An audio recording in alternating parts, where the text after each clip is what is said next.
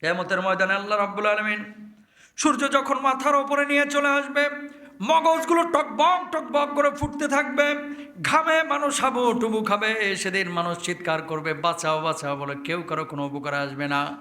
এমন মুহূর্তে আল্লাহ নবী সাল্লাল্লাহু আলাইহি ওয়াসাল্লাম বলছেন, যাদেরকে আরশের নিচে বিশেষ ছায়া দেওয়া হবে, এক শ্রেণীর মানুষ আছে যে মানুষগুলোকে অবৈধ প্রেমের জন্য ডাকা হয়েছিল, জেনা ব্যভিচারের জন্য আহ্বান করা হয়েছিল, আর তারা বলেছিল ইন্নী আখাফুল্লাহ,